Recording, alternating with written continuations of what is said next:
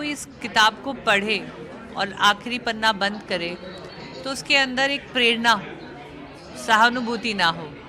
और वो रातें जो मैंने बहुत रोते हुए काटी, मैं उनकी चर्चा अगर ज़्यादा करती, वो हज़ारों ईमेल, वो हज़ारों दस्तकें, वो हज़ारों दरवाजे जिन पे मैंने जाके कहा कि मुझे अपंग ना कहें, मुझे अवसर दें, क्योंकि छोटी छोटी नन्ही बच्चियों को बड़ा करना जब पति कारगिल की लड़ाई पे है और मैं बिस्तर पे हिल भी नहीं सकती हूँ।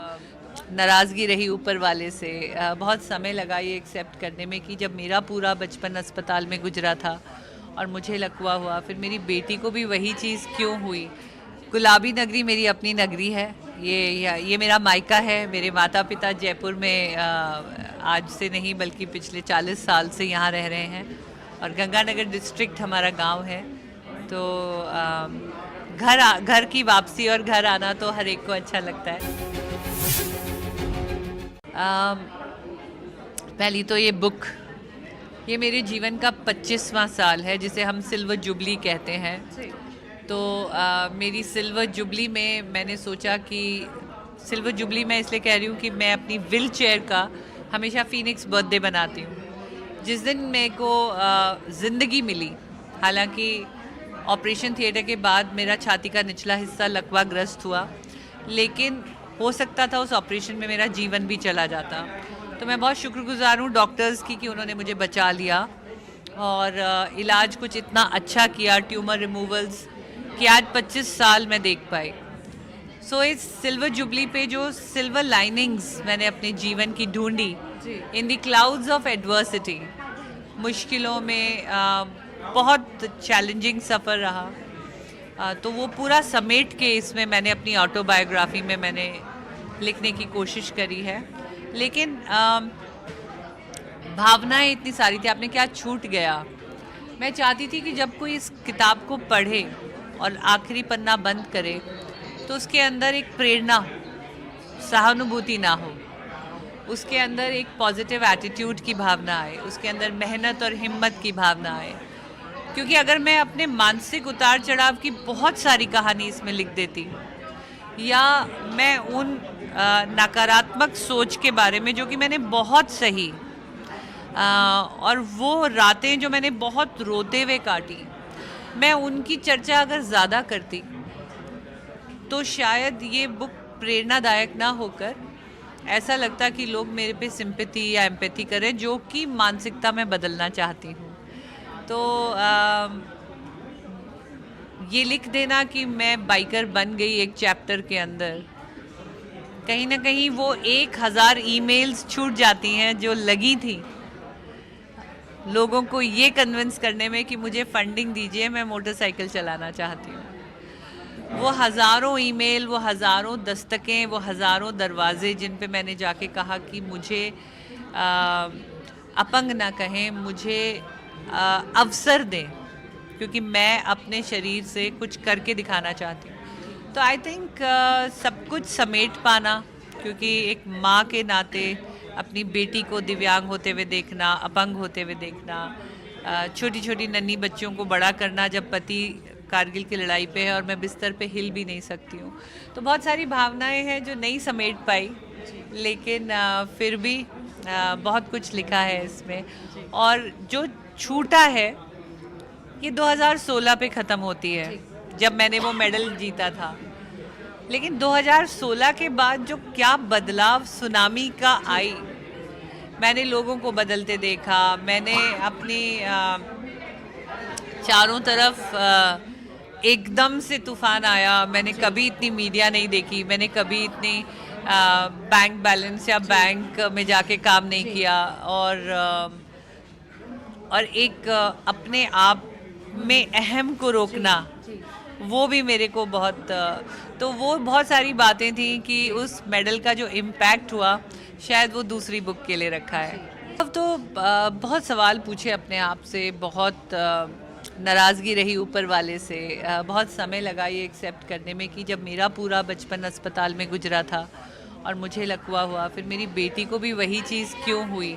चलिए मेरी तो बीमारी के चलते था, लेकिन बिटिया का एक्सीडेंट क्यों हुआ, वही अस्पताल, मैं पुणे कमांड हॉस्पिटल में रही क्योंकि हम फौजी थे, तो बिटिया को भी वहीं लेके गए।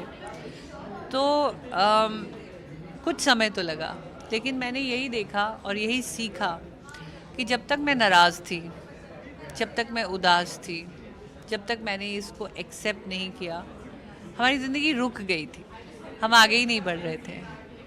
और तब मेरे पिताजी ने मुझसे कहा कि दीपा, जिस तरीके से हमने तुम्हारी सेवा की, तुम भी तो हमारी बेटी थी, उसी तरीके से तुम्हें तुम्हारी बेटी की सेवा करनी है। और मुझे कहीं ना कहीं वो चीज़ समझ आई कि if my parents could do it for me, it's my duty to do it for my daughter. और फिर उसकी रिहैबिलिटेशन और उसका एक्सरसाइज और हमने शुरू करी। और अब जब वो बिटिया बड़ी हो गई है, उसने साइकोलॉजी करी है, और हम अपनी दोनों ज़िंदगी देखते हैं, क्योंकि आज वो भी 34 साल की हैं, मैं लगभग 55 साल की हूँ, और हम मुड़कर जब उसको देखते हैं तो हमें समझ आता है कि बहुत सारी चीज़ें थी जो शायद हमने सही करी थी। तभी हम माँ बेटी एकमात्र जोड़ी हैं पूरे संसार की जो इकट्ठे खेली हैं पैरा खेलों में, और ग्रां प्री में इकट्ठे मेडल लेके लौटी हैं भारत के लिए। जी। तो अंत में शिक्षा यही मिलती है कि सॉल्यूशंस की ओर ध्यान दीजिए। मैं बिल्कुल जुड़ी हुई हूँ। मुझे आदरणीय अमित शाह जी ने 2019 में पार्टी की सदस्यता दी थी, और पार्टी की सदस्यता का अर्थ ये है। Presented in partnership with Rajasthan Patrika. Politician, diplomat, and writer Shashi Tharoor wears many hats, caps, and topis. As a prominent public figure, he draws adoration and sometimes hostility that accompanies fame. Devoted to books and reading, Tharoor has authored over 23 books, which include fiction, biography, politics, religion, and also a Tharoorasaurus of words. In conversation with celebrated writer and food critic Veer Sanghvi, he examines these different identities and aspects of his life, and also the core Indian identity that is the compelling force behind all that he does. Now for a few words about our speakers. Dr. Shashi Tharoor is a fourth-term member of Parliament for Thiruvananthapuram and the chairman of the Parliamentary Standing Committee on External Affairs.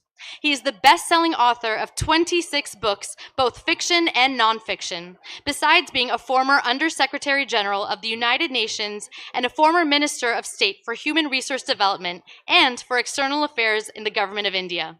He has won numerous awards, including the Pravasi Bharatiya Samman, a Commonwealth Writers' Prize, and the Crossword Lifetime Achievement Award. In 2019, Dr. Tharoor was also awarded the Sahitya Akademi Award in the category of English non-fiction for his book, An Era of Darkness. Today, he's in conversation with Veer Sanghvi, who is a well-known columnist, anchor, and TV presenter. I now invite our speakers to join the stage. Please join me in giving them a very warm welcome.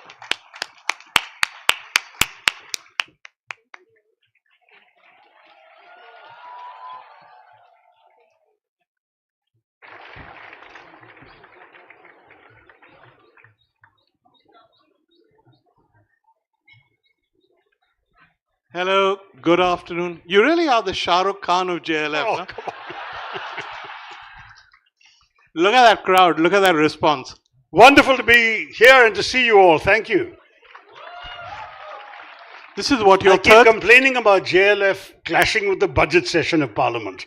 So I actually had to be not only at the budget yesterday while Mrs. Sitaraman was offering her goodies to the nation, and then I had to comment on it on television, and I had to rush here, and I'm leaving immediately after the session, so if any of you wanted books signed, forgive me, we'll have to wait till some other festival. But having said that, it's wonderful that you're all here. Thank you.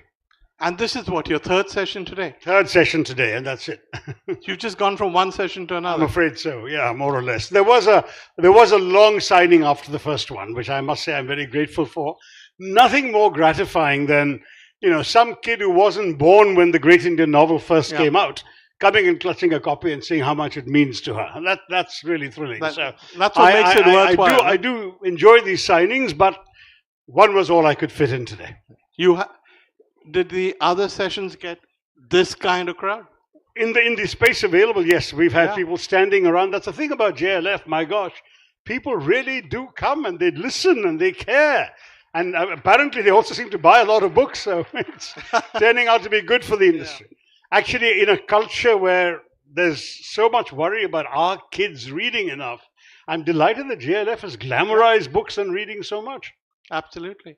You know, I've been doing JLF for like 6 years, and the biggest sessions, the biggest audiences I've ever seen are the sessions I do with you. Thank So- you, Veer. I'm glad to have done whatever little bit I can in the process. Okay, Shashi, I thought because people ask you to talk about esoteric subjects or to push your books, I'm going to do none of that. I'm going to talk about a subject that I think has drawn everyone here, and that subject is Shashi Tharoor. Okay, thank you. I don't want to bore the audience with the précis of his career, but I think it's fair to say that he was an extremely well-known writer, very nearly became Secretary General of the United Nations, was offered many lucrative jobs in the private sector, which he flirted with, but ultimately came back to India to join politics. And unlike most people in his position, with his kind of background, who would be welcomed into the Rajya Sabha and garlanded, he was told to go and fight an election in Kerala. So far correct? So far, correct. So tell us what that was like. It was the toughest thing I'd ever done, and I've walked through minefields in Bosnia. So I can tell you, it was just amazing. First of all, I was foolish enough to say yes, because the truth is that I left India for graduate studies in the US when I was 19, and the voting age in India was 21 at the time. And therefore, I'd never even voted in an election, let alone seen one up close. So I had no idea what I was getting in for. They said, would you contest? I said, sure, I'll contest. And it was amazingly, amazingly hard, not to mention that I think there were a lot of people, even in my own party, in my own team, in my constituency, who weren't particularly happy that I'd been given the ticket. Right. And so they sent me on some incredible wild goose chases. There were several days. In fact, there wasn't a single day in the 3-week campaign which didn't involve at least 20 hours of campaigning. But there was one day which involved 23. I mean, I literally... 23 hours. 23 hours. I got back to bed at 4 a.m. and I had to be up and out at 5 a.m. for the resumption of the next day. It was as if they were trying to kill me, and maybe they were. but it worked, and I'm proud to say that it was a crash course in the realities of electoral politics. I was facing quite a few challenges in the sense that I had never lived in Kerala. I was of Kerala descent. Both my parents were born in Kerala, but I was, and different part of Kerala. But I was born in London myself, went to school in Bombay, high school in Calcutta, college in Delhi, and as this kind of pan-Indian figure went off to the States, did my graduate studies, my PhD, joined the UN, worked for the UN around the world.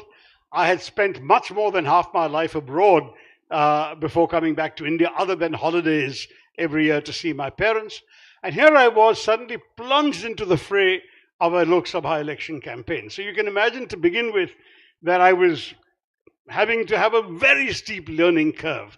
On top of that, my opponents decided that the easy way to bring me down was to say to the world, look at this guy, I mean, how can he presume to represent us? He doesn't even speak Malayalam properly, which is true, I didn't. And he is used to spending his life in 3-piece suits and air-conditioned offices. How can he know what it's like to actually represent the people of this constituency? Don't vote for him.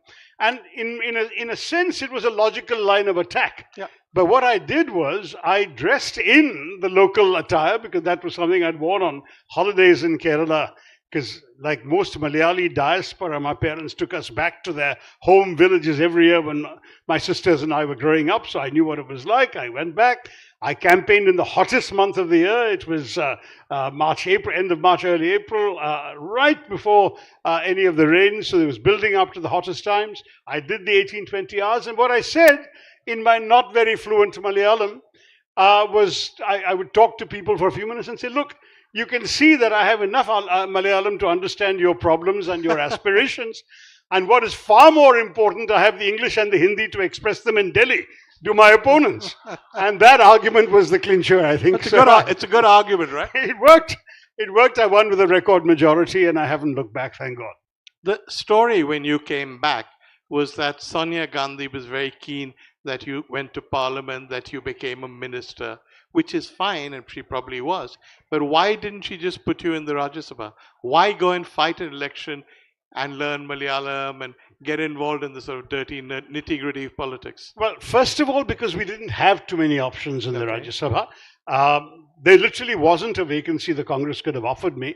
One briefly opened up when the Gandhian Nirmala Deshpande died. She was sitting in a nominated seat.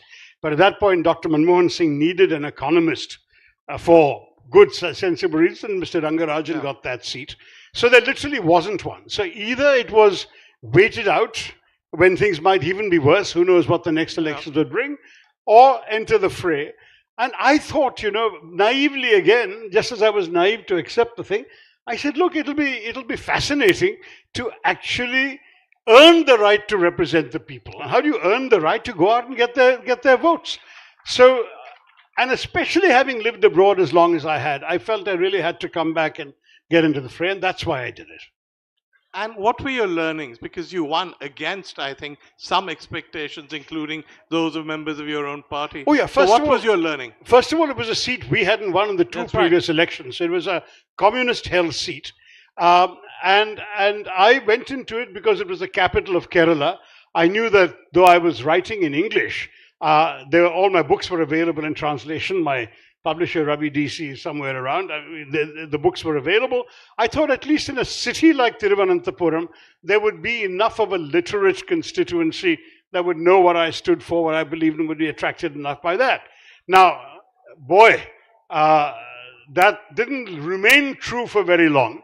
But in that election, we had the peculiar circumstance of the election falling in such a way that there was a national holiday, 2 Kerala religious holidays all happening in the same week as the voting. And any sensible, urban, educated professional, by taking 1 day's leave, would have got a week and 2 weekends off. Yeah. And so everyone did precisely that. So all the sort of natural city voters I was counting on the votes of, they disappeared and didn't stay to vote. And I actually had to go out and get the votes of ordinary folk in villages, tribal belt, fishermen's colonies. And that was a fabulous learning, because you really got to talk to people whose problems were real, whose problems were fairly vital, and whose problems required political intervention to give them support. But people see MPs as having a glamorous job. They get up in Parliament, they speak in Parliament, or more often they disrupt Parliament.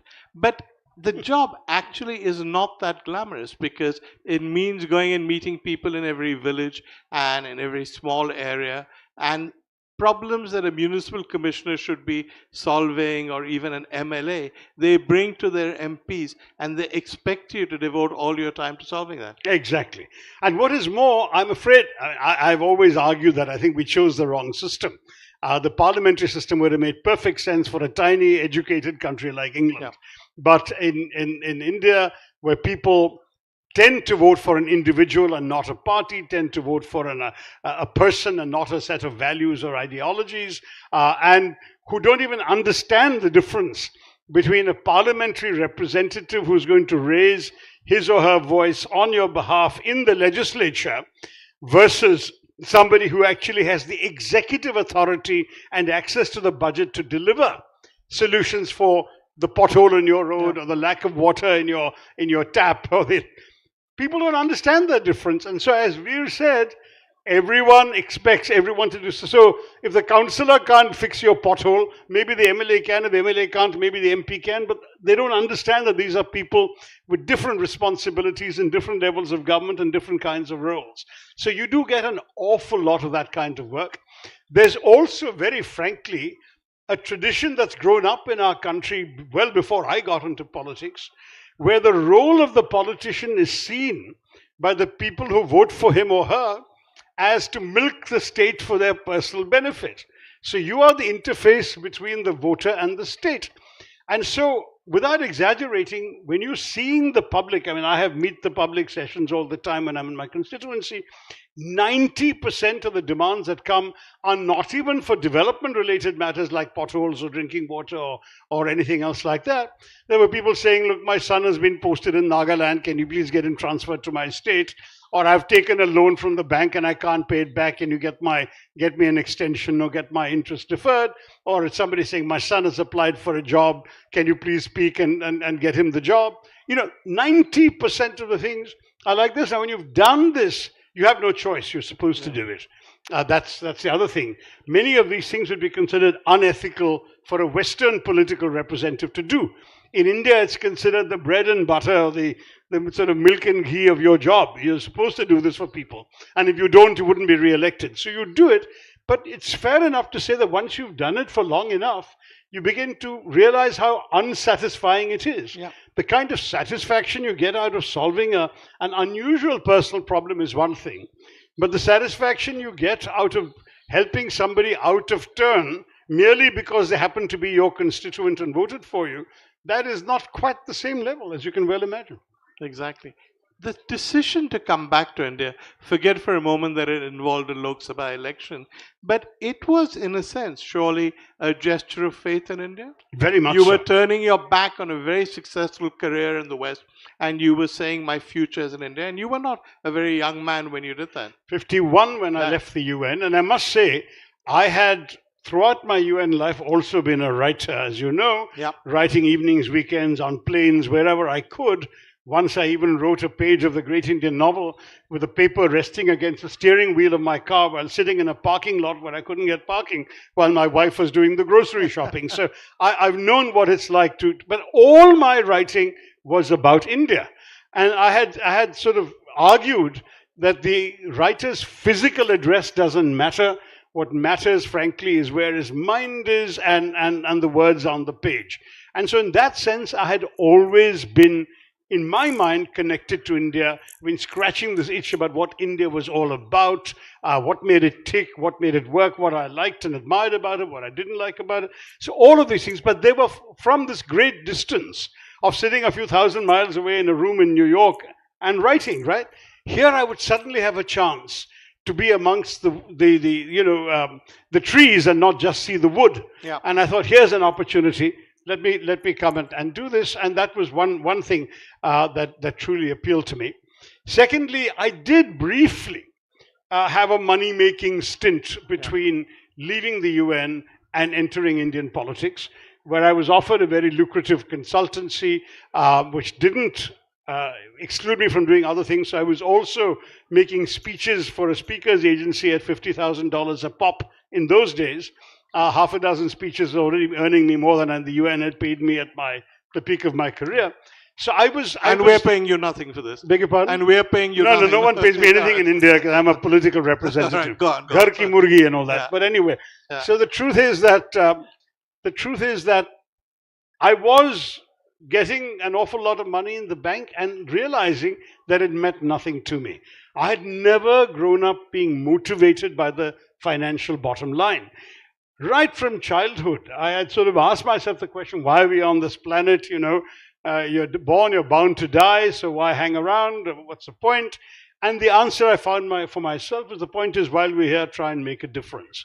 And all my life, I tried to make a difference, whether it was in my school, in my college. I was active, I was doing things. At college, I founded the first ever quiz club of any college in India. I was active in theatre. I was elected president of the Students' Union. I was just that kind of guy. I just felt I needed to be plunging in and doing things for people. When I was at the UN, I was the first popularly elected leader of the UNHCR staff, the UN High Commission for Refugees, when they had a worldwide election, and I became president of the Staff Council of the most votes. So I was always somebody who engaged with other people. Partially my father was like that, and I think it was genetic and possibly the inspiration of watching his life, helping other people, trying and doing something. So that was always there. And suddenly being this guy sitting in an office on Park Avenue, raking in the moolah, but not really feeling I was making the slightest difference to anybody's life but my own, that was no longer good enough. And so the moment I was asked, will you contest, I said yes without even thinking, which sank my marriage of the time to a Western woman who, as she put it very bluntly, I had no desire to live in a third world country, quote unquote. And I said, well, sorry, this is my third world country, and this is, the country I want to be in, because at least when I'm there, I feel a sense of relevance I don't feel on the streets of New York. I feel that if there are problems, they're my problems. I care, I matter, that sort of stuff. Years ago, when I published the great Indian novel, I had given an interview where I rather grandiosely, perhaps I didn't mean it to sound grandiose, I had said, India matters to me, and I'd like to matter to India. And here I was actually being given a chance to matter to India. So I said, I better put my money where my mouth is. And I gave up the money, and I gave up the good things and came. And I must say that it really, really is a choice that, even though there have been many moments in the last 16 years when I might have had reason to regret the choice, at bottom, I've never regretted. I said, I've made my decision, I'm going to stick to it, and here I am now, 16 years later. Did you realize then, I mean, honest answer, we all say that politics is dirty, etc. It's full of backstabbers and hypocrites, etc. But did you actually realize that it was even worse than that?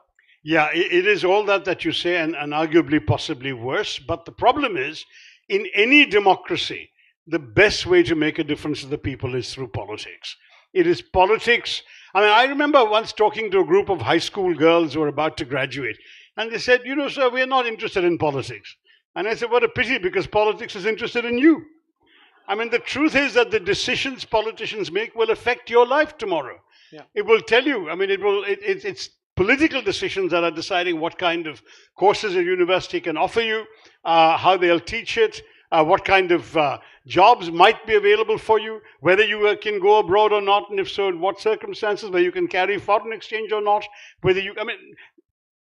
literally every aspect of your daily life is influenced in one way or the other by decisions made by politicians. Why would you not want to have a say in who the politicians are who are making decisions about your life? And that question, frankly, no one has satisfactorily answered. I say you don't have to be interested in politics to the tune of it becoming something you need to do or you need to be an expert at. But you need to be interested enough to know who is representing you, who is demanding votes in your name, what they stand for, what they are using the authority you have given them to get done, and whether you like it, whether you approve of it, whether you care about it. So people must to that degree care about politics, even if they don't care more. And most people in our country, we are an intensely, Amartya Sen called us the argumentative Indians. One of the things we argue about the most is politics. Yeah. So why don't we actually take more of an interest in this?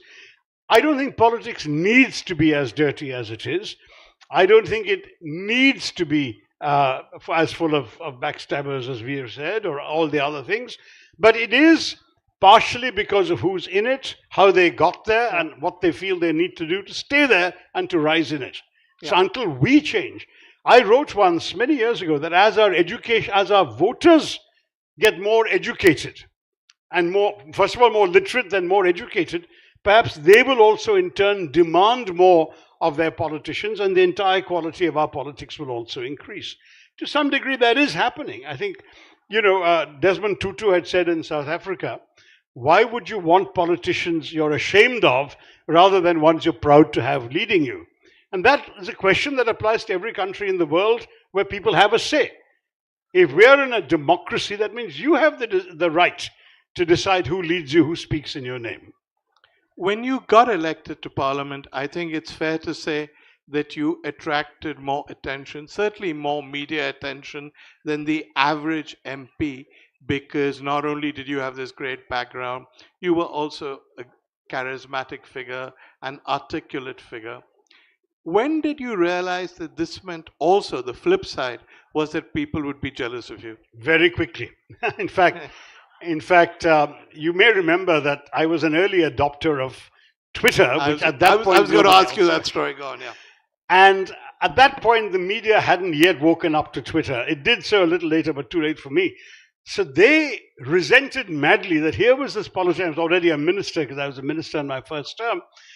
Here was this minister who was bypassing the media and going straight to the public.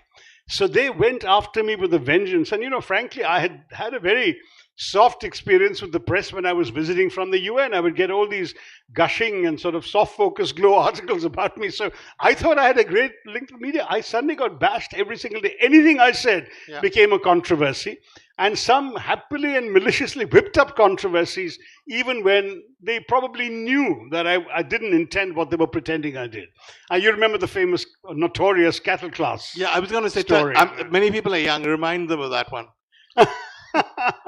Well, it was meant to be a self-deprecating remark, and see what happened. And not just that, the government had introduced an austerity drive. So a journalist, whom I later realized was a card-carrying BJP journalist, but that's another matter, asked me a question on Twitter. So, Mr. Minister, will you travel cattle class? And I replied, yes, I will travel cattle class in solidarity with all our holy cows. So the kind of Stephanian sort of repartee that I'm afraid I was prone to in college, but which actually rested on the assumption of the guy asking the question was using the expression cattle class. It was okay for me to use it because in America, where I had lived for the preceding thing, it had been an expression that was around for decades, and all it meant was to disparage the airlines for herding economy class passengers in like cattle. It was not meant to disparage the passengers themselves. But immediately, of course, this hit the headlines. People said, I am insulting economy class passengers. I am this foreign returned elitist. The dung hit the fan within minutes of my doing this. And I actually hadn't any knowledge of this because I'd got on a plane and traveled off to Africa. And these were the days before, ubiquitous mobile phones and so on. So I was first of all on a plane to Brussels, where we had to change aircraft and then fly to Accra and change aircraft and go to Liberia. And it's only when I landed in Liberia 23 hours later, and there was a reception for me by the Honorable Consul General, that guests started coming up to me and saying, do you know what's happening in India? And I hadn't obviously any clue. So then I found out, and I was obviously deeply chagrined because no such thing had been. I thought maybe some people would be miffed by the reference to holy cows, but I had not realized that cattle class could be twisted. But then I quickly figured out, there's a great line of Shakespeare, 400 years earlier, that said, the success of a jest lies not in the tongue of the teller, but in the ear of the hearer. And that is one lesson you need to know early in politics, which is that it doesn't matter what your intentions were. If people hear or can be persuaded that what they heard was not what you intended, your intentions don't matter. It'll be that becomes the story. And for me, it was a huge lesson because things really got out of control over the next 2-3 days. Some of my own senior party colleagues called for my resignation. I was appalled. And I came back to India and I saw the party and said, what on earth is going on? Why don't you people speak up? You know it's only a joke. And the point is that unfortunately, as one of my very senior leaders said to me, there are no rooms for jokes in Indian politics. So in the end, it was Dr. Manmohan Singh himself who punctured the balloon of this by saying to the press at a reception in Rashtrapati Bhavan, for God's sake, it was only a joke, why are you going on about this? And that deflated the entire story. And subsequently, it was he who told me, Shashi, you must realize your biggest problem in politics is going to be an awful lot of people are very jealous of you. And that's where the story came from for 3 days. But it wasn't the last of it. It continued. Anything I said. I remember one point I used a typical UN word when I said in Saudi Arabia that Saudi Arabia is a valuable interlocutor. An interlocutor is who you're talking to. It's classic diplomatic language. Right now, Veer is my interlocutor. I'm his interlocutor. But obviously there was somebody, a particular journalist who'd had it in for me, who decided that the nation needed to know that what I'd actually said was that Saudi Arabia was going to be intermediary, and he accused me of standing entire India's foreign policy on its head and making Saudi Arabia an intermediary with Pakistan, which I never said. All I'm saying is we're talking to the Saudis, but the result was that this cast a shadow on the Prime Minister's visit to Saudi Arabia, and I was horrified and mortified. And anyway, one thing after another, I finally ended up quitting after my 1 year. So when Veer asked, did you learn the lessons? I learned it painfully and quickly. But it had an unintended effect, Veer, which is that it made me into a better constituency MP. A lot of people thought that after all of this, I would say politics is not for me, throw it in their face and push off. And the temptation was there because I was getting headhunted from very interesting offers from international positions. But I said, I've never been a quitter. And the idea of running away with my tail between my legs, which would also imply an admission that somehow I had failed at this, didn't appeal to me. So instead, I accepted my sort of demotion to ordinary MP status and spent my time toiling in my constituency, dealing with its problems, solving issues that hadn't been solved for decades, all of which I wouldn't have time for in the very hectic life I was leading at the MEA. When, in fact, the month I resigned, I had 29 out of 31 days that month scheduled to travel abroad. Yeah. So it would have been impossible for me to be as effective a constituency MP as I became. There was a national highway bypass, so people had come to me during the campaign saying, the government put stones on our road, marker stones 40 years ago. We can't sell our land, we can't mortgage our land. People say the government will take it over any time. For God's sake, get this program scrapped or get the road built. And I took it on as a challenge, and I got the blessed road built. And that transformed lives for a lot of people. And that kind of thing is ultimately, when you ask, I got elected 4 times, the reason that became possible is because I learned the importance of working visibly for the people in my own constituency. Yeah. And that's why I won 4 times. I'm not sure that I want to do it again, but those 4 times, I had to earn the victory. And that's something anyone seriously thinking of going into politics here, it is hard work. Veer is right. There's no real glamour. It's 24/7. There is no privacy, by the way, and there is no real sense of absolute freedom. You are what the public thinks of you. You are what the party decides you're worth it to them or not. You are what the voters ultimately decide every 5 years. One of the things people say about the Congress and why it failed to get its message across was it never really understood social media, while the BJP understood social media and were able to communicate a narrative that suited the BJP. Now, I remember that when you were on Twitter and when people were criticizing you and attacking you, I interviewed S.M. Krishna, God rest his soul, who was your minister at the time. And I asked him about the controversies about Shashi Tharoor and Twitter. And instead of saying, that's just stupid and can't people take a joke, he said, well, he shouldn't be tweeting.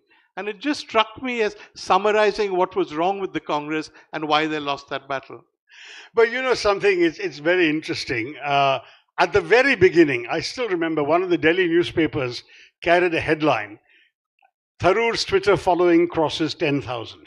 Yeah. And a number of senior Congress politicians said, wow, what's this Twitter? Tell us about it. How do we use it? And I can today reveal that one of the people who actually called me and asked me to tell him about this was Dr. Manmohan Singh, the Prime Minister. Really? So, yeah, he said, politicians would love an audience of 10,000 people. How did you get this 10,000? What is it?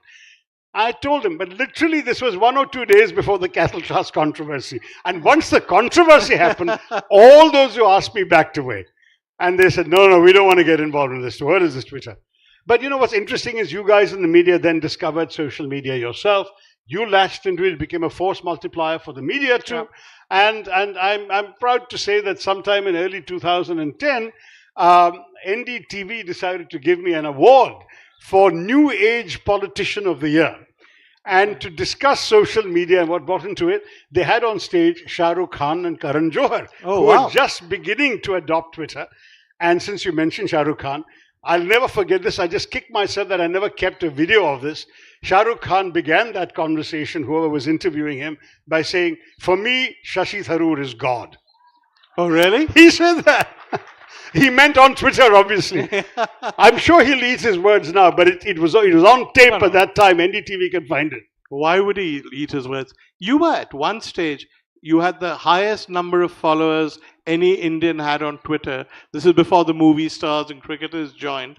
And it was unusual globally. I mean, sorry to name drop, but we were once, if you will remember, having dinner with Rupert Murdoch. And you told him about Twitter and what it meant and how you could get your message across to so many people. And even he had no clue what it meant and was skeptical. Look, there was a lot of skepticism right around. In fact, I remember somebody saying to me, and it was a fairly senior person, I think I even remember which minister it was, look, anything called Twitter can't be a serious medium for a politician. And I said, but do you think Google and Yahoo sound like serious words? And yet many politicians are using them, right? So People will get used to Twitter. And I gave an interview, I remember, to Harinder Baveja, I've forgotten which publication she was on in those days, in late 2009, when all these controversies at the peak, and I said, I am convinced that within 10 years, every Indian politician will be on Twitter. I didn't need to wait 10 years. Yeah. When Narendra Modi became Prime Minister, he made it obligatory for every one of his cabinet to be on Twitter. That was just, 4 years after that interview, or 4.5.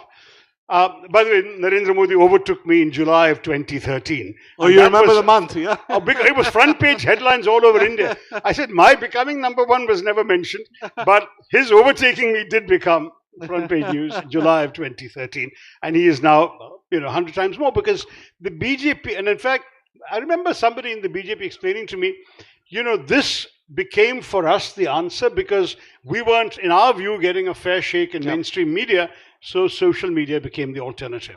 And that's precisely the lesson the opposition has learned finally, where when you're in opposition and the media is very fond of becoming Godi, if you don't mind me saying so, then you need the alternative media. And so the opposition's voices can be heard best on social media and on digital media, on things like, websites that are willing to have the courage, because the mainstream media with their buildings and their printing presses and their owners who have other business interests, they're the ones who are most easily cajoled or cudgeled into playing ball. Yeah. Are you worried about the state of the media in India? You bet. Explain that.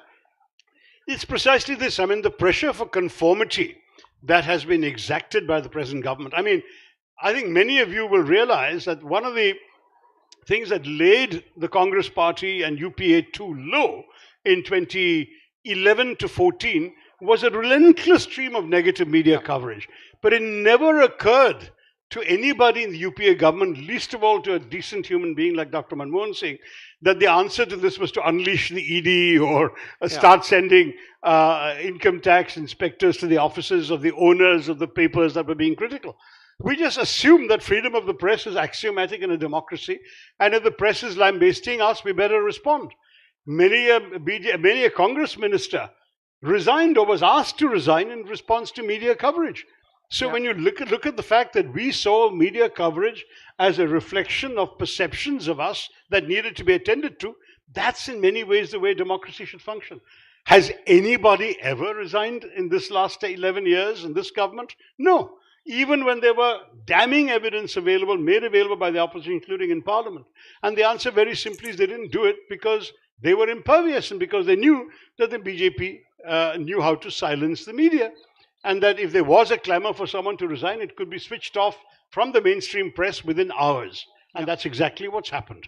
So we are in a situation where the mainstream media, which ought to be the sort of fourth pillar of our democracy, the great, shall we say, escape valve for society, the mirror of all our problems and concerns about society, the voice of the people, that media has very, very quickly demonstrated that it can be suborned, it can be cajoled and persuaded, it can be cudgeled and browbeaten into submission. And the result, therefore, is that except for a few lonely, courageous voices on the digital space or in the social media space, we now are in a situation where freedom of the press is not honored as much as it was even in the last years of the UPA, and where public voices can be very easily stifled.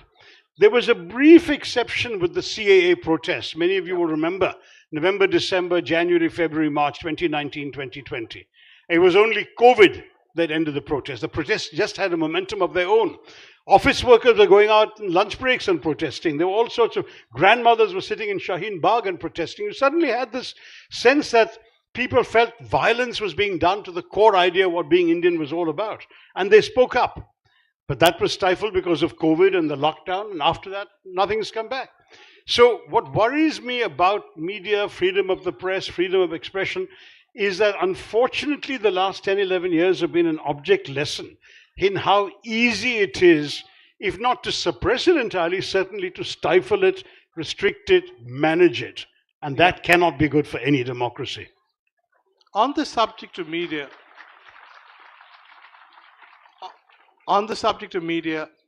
because, again, the same thing we said at the beginning, because you speak so well and you're charismatic, anything featuring you gets high ratings. In the old day, we called them TRPs. Now they're number of views in the internet or whatever.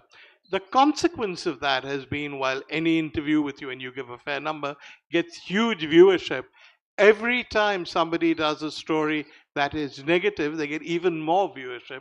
So you've become like this easy way of getting viewers. Just attack Shashi Tharoor, invent a scandal, and people will watch.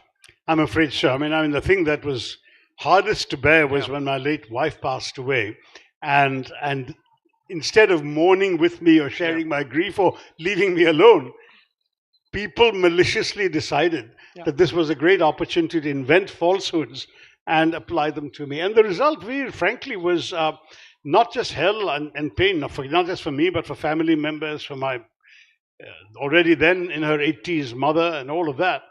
But also my sense of bewilderment that there seemed to be no standards, no yardsticks, nothing you could do. I mean, I actually, finally, after being advised by every law firm, don't waste your time suing anybody for defamation, I finally sued that one egregious anchor who was the most guilty of inventing lie after lie after lie and broadcasting it. And the case still hasn't been heard. He managed to win a stay, and the stay keeps getting extended, and then COVID extended it for a couple more years, and God knows when it's going to come. And I'm frankly wondering whether it's worth it for me now to expend my psychological energy in going after a fellow whose lies clearly didn't work in the end, because not only was the case against me unable to stick, but the judge discharged me completely without even bringing it to trial. It was a discharge case. I mean, that is, there was no case made to warrant the prosecution. But yes, I mean, and I remember early on asking a very senior figure in the media, why this? And he said, look, exactly what you said, Veer. He said that you are extremely good for our TRPs, and somehow the TRPs are even better when we attack you. Sorry. And this is quote unquote.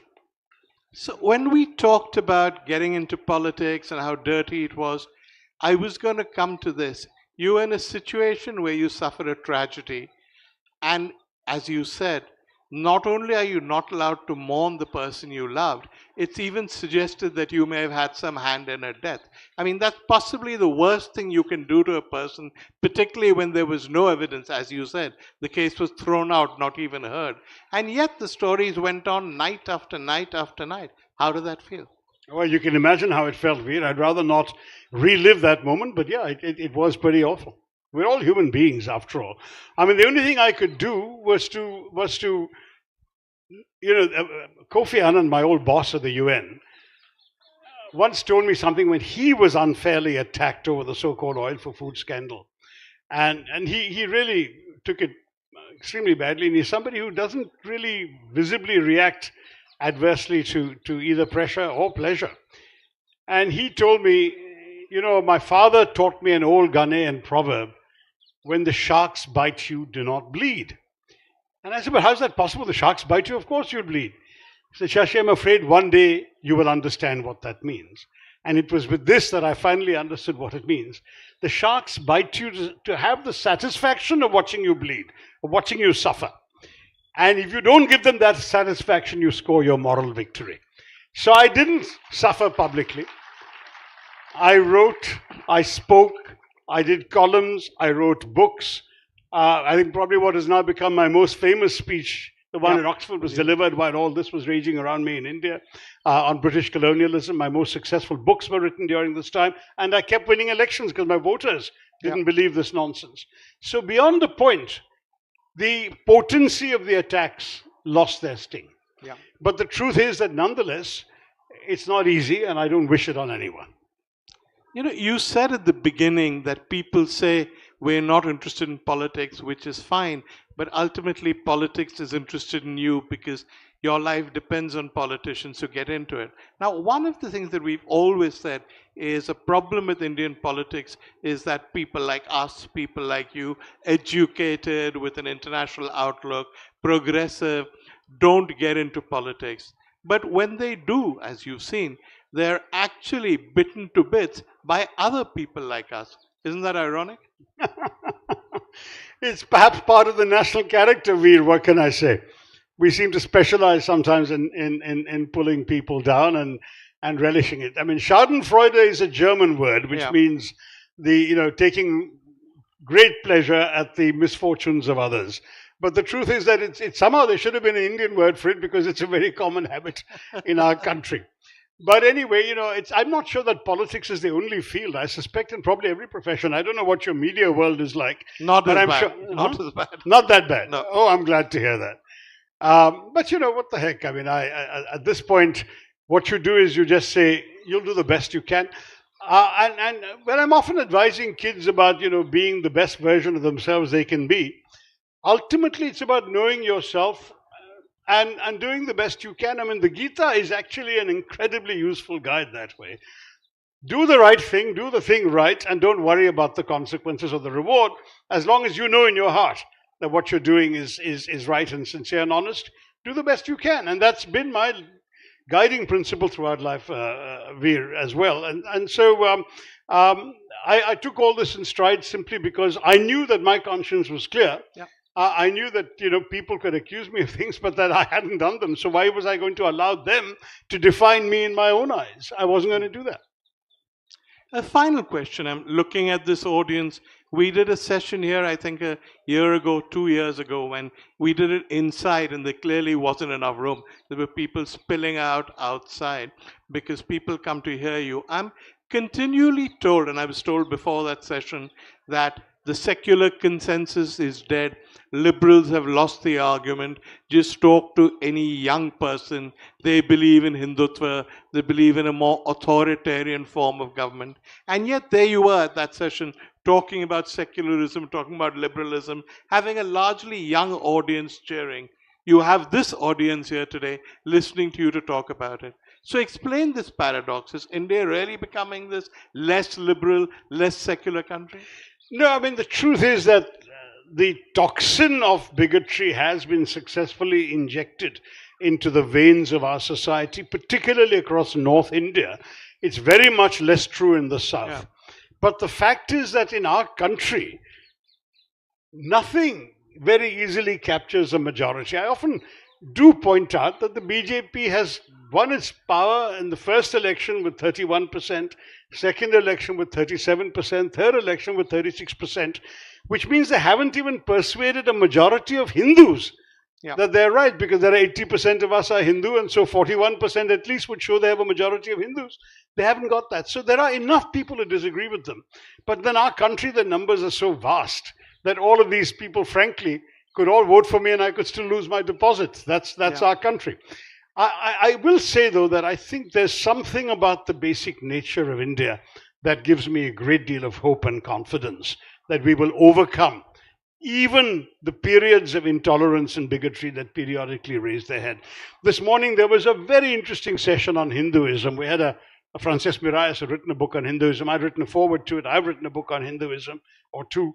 And one of the things that I argued was from within the faith, that I actually am somebody who can proudly say I'm a Hindu, but my understanding of Hinduism, anchored in extensive reading of the classic Hindu texts, but at the same time selecting what I wish to adhere to as Hinduism permits me to, does not or is not compatible with this other view of Hinduism as Hindutva, as the hooliganism of the British football fan that says, if you support our team, you're with us, and if you don't support our team, we're going to hit you on the head. I mean, that is not Hinduism, but that's what some people have reduced Hinduism to in our politics. And therefore, I think it's possible to argue against that not only from a secular, liberal perspective, but also from a believer's perspective. And that's what I've been trying to do.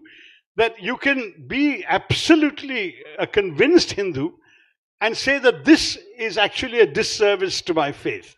And I have said to many members of the Sangh Parivar that tying a Muslim to a tree and flogging him to death until he says Jai Shri Ram is not Hindu Dharma, is not my Hindu Dharma, and they can't tell me it's theirs. So let us stand up. Let us stand up for the best things about our faith and continue opposing the things that surely, whether you're secular or a believer, whether you're a liberal or a conservative, you can acknowledge as a human being are wrong. And that's frankly what I've taken on as a bit of a mission. I'm not going to be around in politics forever, and I certainly believe in making way for younger people to have a crack at these things. And I certainly hope that more and more educated, bright, young people will come and contribute to our political space. But nonetheless, as long as I have a voice, and I've said this before, Veer, but I'll ask you to indulge me in saying it again. I know I'm already an ex-minister. I realize one day I'll be an ex-MP, but I'm never going to be an ex-writer, which is why I keep coming to JLF. And I'm going to continue writing and I'm going to continue speaking, because all of us as citizens of India are entitled to have a stake in the India that matters to us. And if we have a vision, I think the only argument for politics is to have a vision of a better country, a better society, and to work for it, to speak for it, to stand up for it in the policy space. And what you then do is you just go out and do the best you can to persuade enough of the voters that your vision is better than the other person's vision. And until that happens, I'll be there raising my voice. And as far as I'm concerned, we can be a better India, we can be a better society, and we can be an India that every one of us will be proud of. Thank you all very much. Thank you, Shashi. Thank you. That was so well put. We're at the end of our time, and I think they're going to come and give you a present. Before that, can I call Papa CJ, our official photographer, to take a picture of this amazing audience, because nobody's going to believe me when I say how many people came to hear Shashi. So we need the two of you up front. You need us up front. All right. All right, so I'm going to get Shashi and Veer up front, and then I'm going to count to 3. I want you guys to make as much noise as possible and put your hands up. Lower down a little bit. Yeah. All right, it's very difficult to get the two of them to squat. So on the count of 3, I want you guys to make some noise. 1, 2, 3.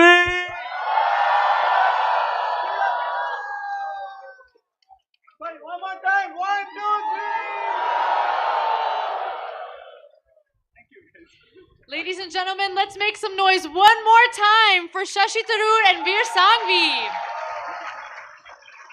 Thank you so much for sharing your afternoon with us here at Front Lawn at the Jaipur Literature Festival.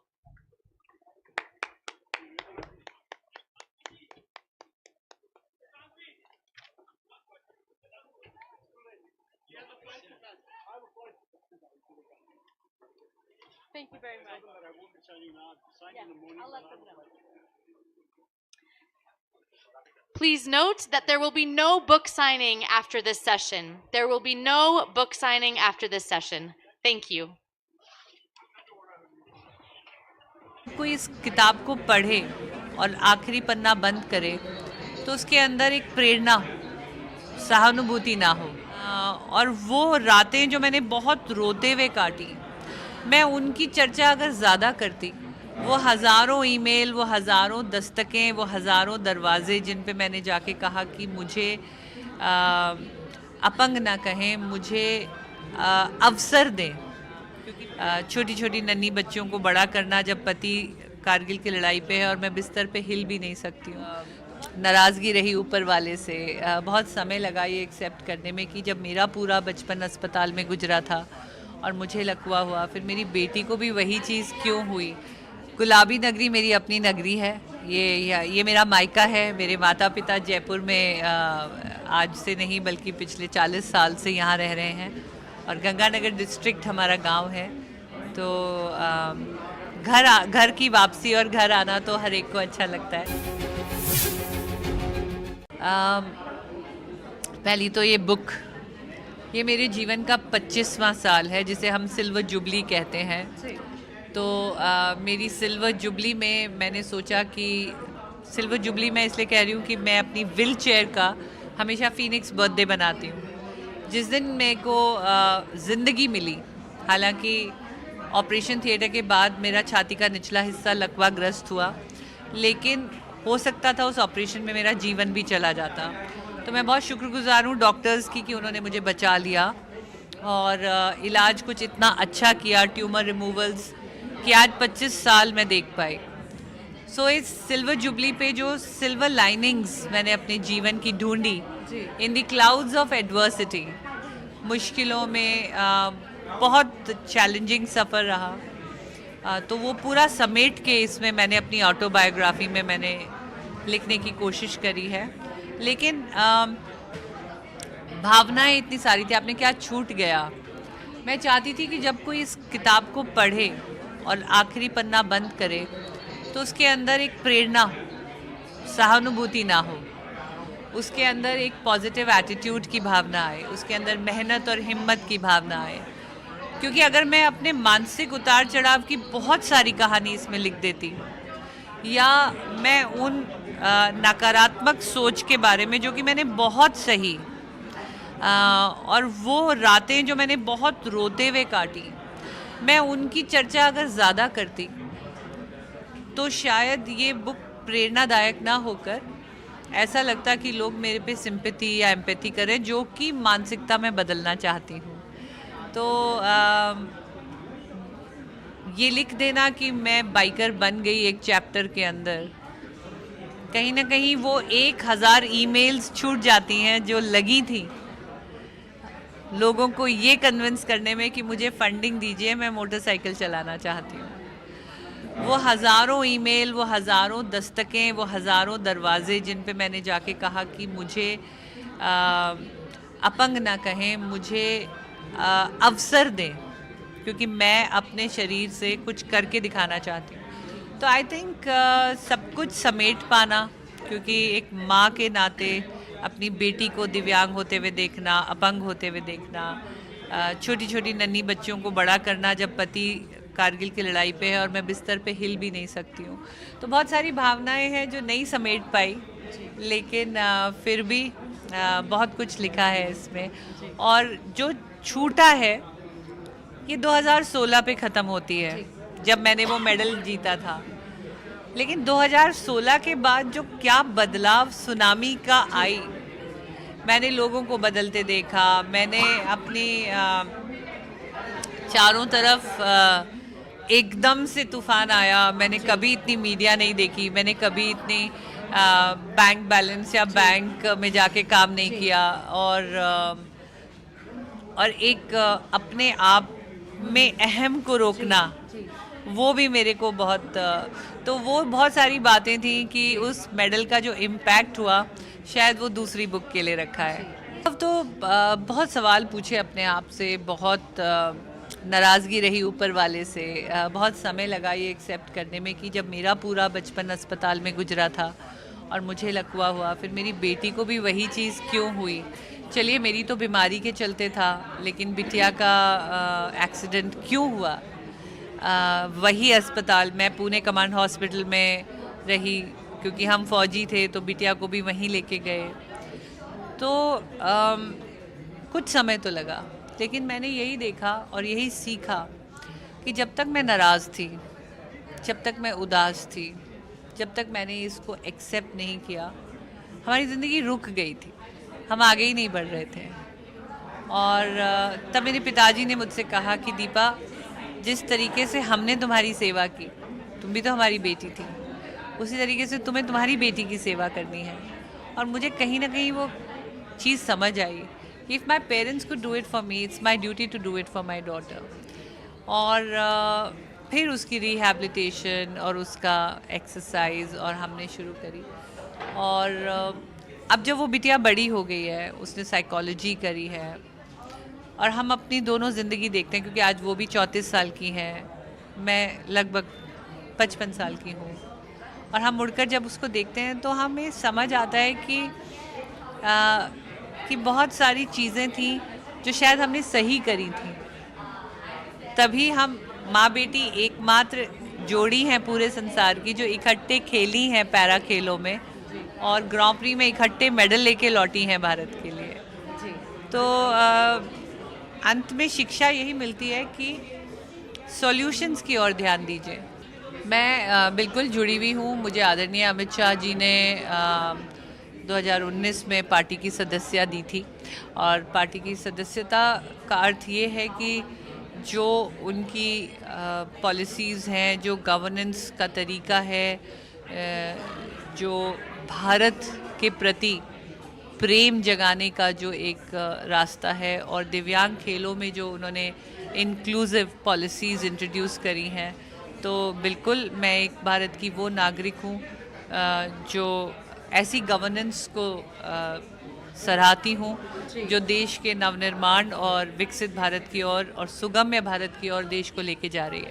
देखिए, ज़रूरी नहीं है कि देश की सेवा आपकी राजनीति से हो। अगर ऐसा लगेगा बड़ों को कि मेरी काबिलियत इतनी है कि किसी नेतृत्व रोल में, परिकाष्ठा में उनको लगता है कि मैं देश के निर्माण में और मदद दे पाऊंगी, लेकिन जो भी कार्य होता है सरकार का, चाहे वो विकसित भारत हो, चाहे वो स्वच्छ भारत हो, बेटी बचाओ बेटी पढ़ाओ हो, टीबी मुक्त भारत में निक्षय मित्र हो, तो ज़रूरी नहीं है कि आपको पॉलिटिक्स में नेता बनकर ही आप देश की सेवा कर सकते हैं। मैं पार्टी के सदस्य हूँ और अपने देश के निर्माण में शरीर से जितना मैं योगदान देती हूँ, युवाओं को प्रेरित करती हूँ, एक सकारात्मक सोच, एक जागरूकता सुगम्य भारत के प्रति, मैं हर मंच से इसकी बात करती हूँ। मैं दिव्यांग खेलों को बढ़ाने की बात करती हूँ। मुझे लगता है ये भी मेरे देश की सेवा है, ये भी मेरी सरकार की सेवा है।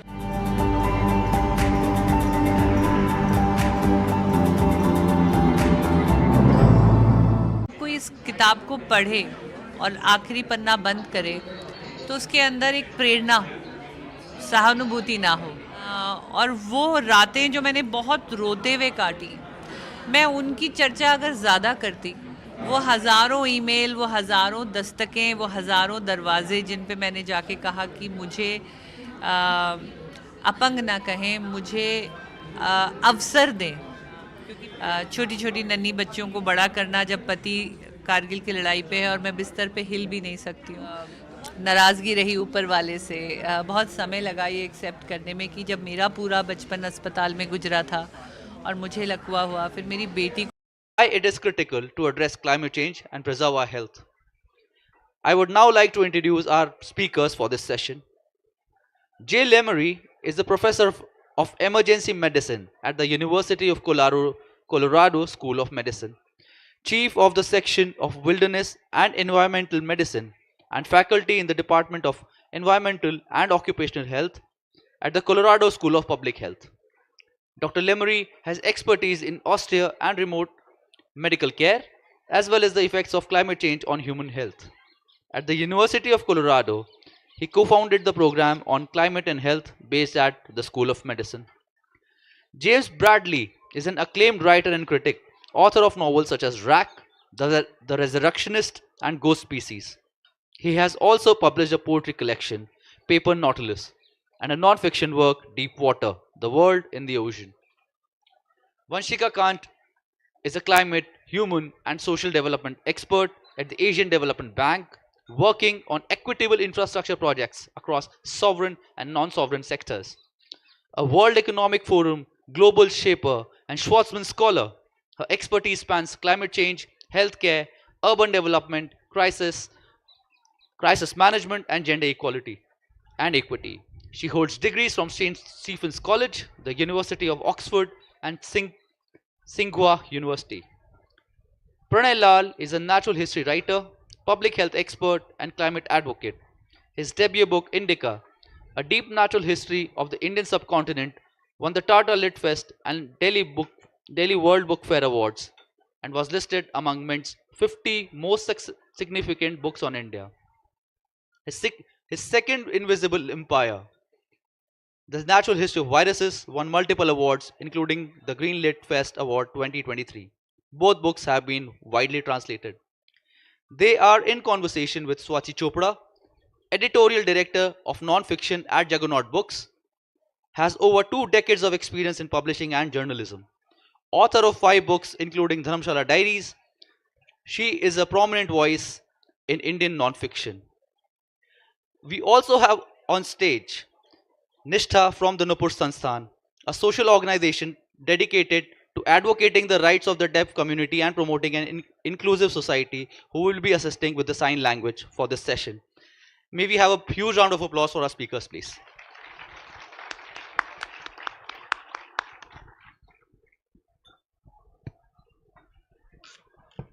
Thank you very much.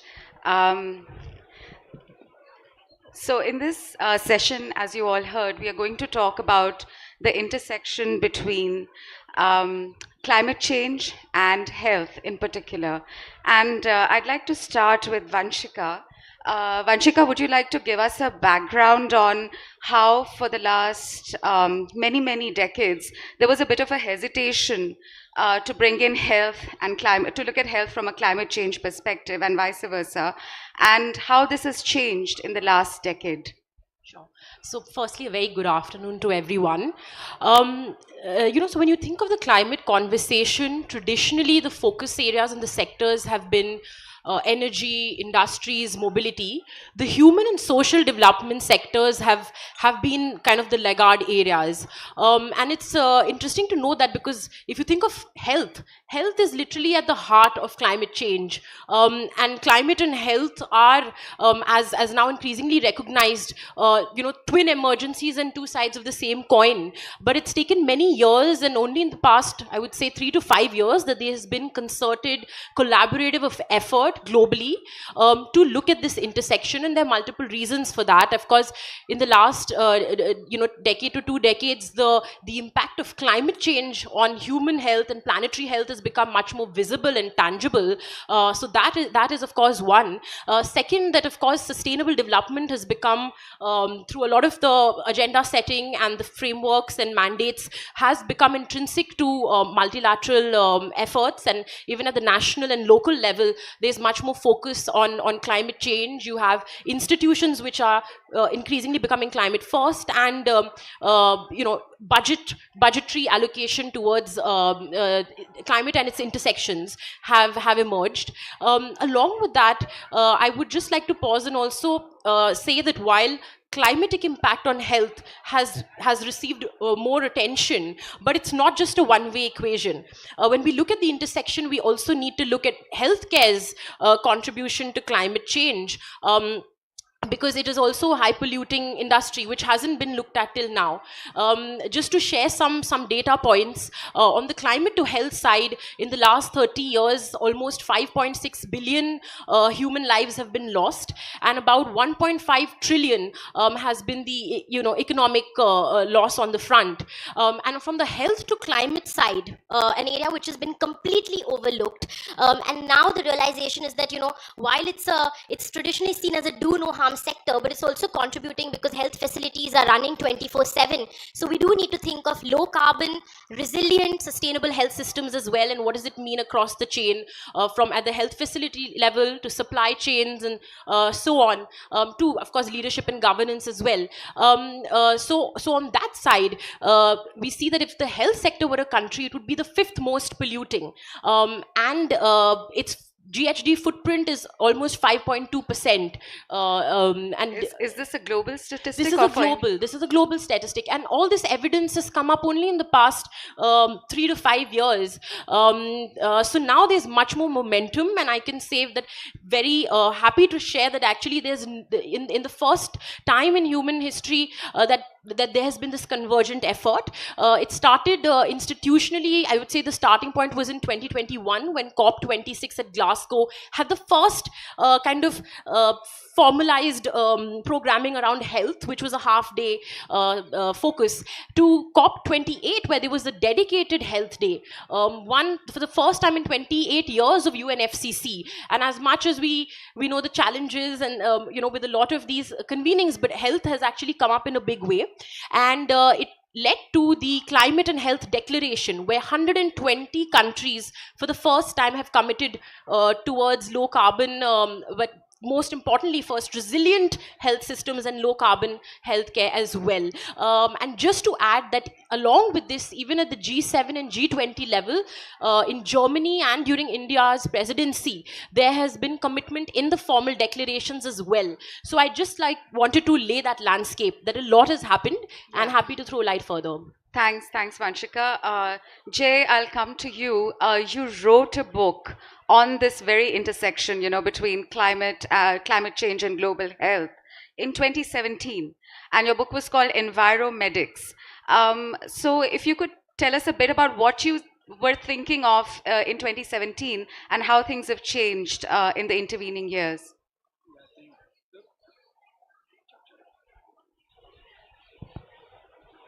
I think, thank you, Banchika, you covered it well, what happened at COP 28, 29.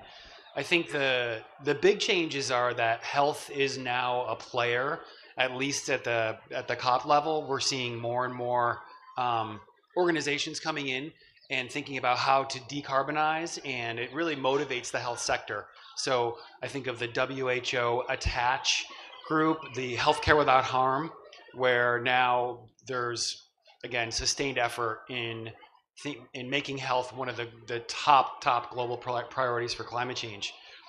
When we wrote Enviromedics, we wanted to write an inventory of climate and health effects from the physician's voice. So I wrote it with my now deceased co-author, and we wanted to bring the reader to the bedside, and I'm an emergency physician by training, and really bring a visceral sense of what the consequences are. So here's what it's like to have to intubate an 11-year-old girl who can't breathe because the smog and the heat is so bad that her inhalers no longer work. So again, these are composite patients, but again, a very visceral thing where we could share that, because we knew that we were losing the battle for hearts and minds when we were using comparisons with public health. So the big things: heat, water insecurity, food insecurity, vector-borne disease, that's mosquitoes and ticks going in places where they could never thrive before, climate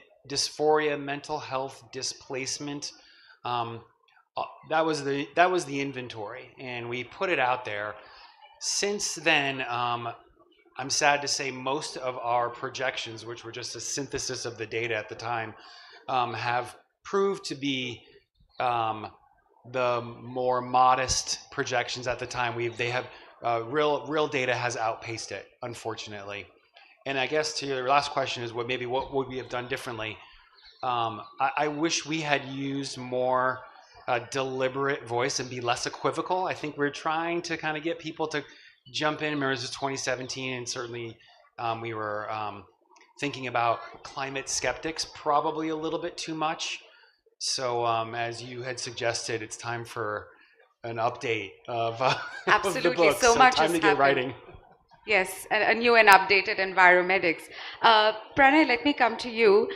In your book, Invisible Empire, you've talked about viruses, and you've drawn a very close relationship between viruses and climate. So would you like to say a bit about that? Thank you so much. In my book, I talk about the unimaginable link between viruses, the microbial world, and the global carbon cycle. In fact, it's not just carbon cycle. Every mineral cycle depends on the microbial world. We have a penchant to actually think that trees are going to solve all our problems. I think we've crossed that line. Just bear with me for a minute and I'll tell you why I don't agree with most interventions that are talking about rewilding, afforestation, reforestation. Now, trees are very good at capturing carbon and releasing oxygen. But the problem is this, that they are extremely selfish when it comes to releasing oxygen, because they're going to absorb it the next day. And the carbon accrual is very slow. We need to now accelerate the process of carbon capture. And the same thing needs to be done in terms of sulfur cycle, potassium cycle, phosphorus cycle. All of these are broken. All of these are interlinked, and all of these need to be brought together. How do we do this? We are currently fixated just on the carbon cycle. Okay, nobody's talking about nitrogen. Nobody's talking about other mineral cycles. That's the first point. The second thing that you need to look at is each ecosystem, each landscape has its unique minerals and unique microbial systems. And that's what does carbon capture on a daily basis at a grand scale. And this understanding is something that has not kind of come across. Whether you look at the IPCC, for example, if you look at the, I'm sure everybody knows what the IPCC is. It's the commission that looks at, the whole climate commission. the panel that decides on, what should be the steps, what are the adaptation measures, what are the mitigation measures that need to be put in place, and where are the targets, how are they being met. The challenge is this, that we don't talk about the ocean cycles till the third report. The importance of ocean and carbon burial at sea is not even considered. Even currently, there are no projects that are in the carbon mitigation space that look at oceans for carbon capture. Oceans bury about 75% of all carbon in the world. It's not trees on land. It's the microbes on the first 80 meters of the oceans that bury carbon. Just one last point before I leave my point rather than hanging it. The reason why viruses are important is because they expedite the cycle of the photosynthetic capture by microbes, and they kill the bacteria in the oceans quickly. So the cycle is, instead of 24 hours or 12 hours, it's faster and faster and goes faster by the season. Unlike plants or trees, which take an entire season to grow and then stay on the surface and release the carbon dioxide back. In oceans, the microbes that capture carbon, they die and sink at the bottom. So the burial is at the same site, and you've got a massive carbon cycle that is taking place on a daily basis, unlike on land. So that's the difference that happens on oceans and lands, and I think this segues into what James is going to add to. Yes. James, your book, Deep Water, is fascinating. It's a study of the oceans and what happens there. But, it begins at a very appropriate note with Arthur C. Clarke's quote, where he says, "How inappropriate to call this planet Earth when it is clearly ocean."